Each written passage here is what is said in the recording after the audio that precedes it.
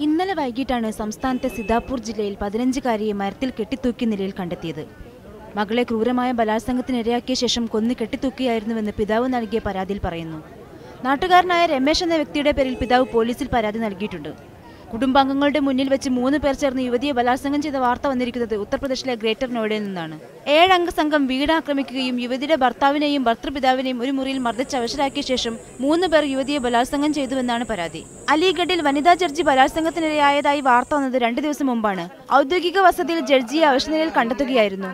സംഭവത്തിൽ 2 ബന്ധുക്കൾക്കെതിരെ സഹോദരൻ പോലീസിൽ പരാതി നൽകിയിട്ടുണ്ട്. ജൂൺ 1-നാണ് ബറേലിയിലെ നെൽപ്പാടത്ത് നിന്ന് 22-കാരിയുടെ മൃതദേഹം കണ്ടെത്തിയത്.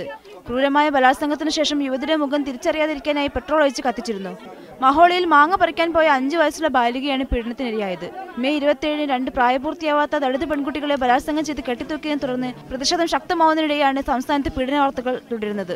സ്ത്രീകൾക്കെതിരായ അക്രമങ്ങൾ തുടരുന്നതിൽ പ്രതിഷേധിച്ച് മുഖ്യമന്ത്രി അഖിലേഷ് യാദവിന്റെ രാജി ആവശ്യപ്പെട്ട് BJP രംഗത്തെത്തിയിട്ടുണ്ട്. അതിനിടയിൽ മാധ്യമങ്ങളെ പഴിച്ച് അഖിലേഷ് യാദവ് രംഗത്തെത്തി. ബലാത്സംഗങ്ങൾ ഉത്തർപ്രദേശിൽ മാത്രമല്ല നടക്കുന്നതെന്നും എന്നാൽ മാധ്യമങ്ങൾ ഉത്തർപ്രദേശിൽ മാത്രം ഉയർത്തിക്കാട്ടുകയാണെന്നുമാണ് അദ്ദേഹത്തിന്റെ കുറ്റപ്പെടുത്തൽ. News desk media 1.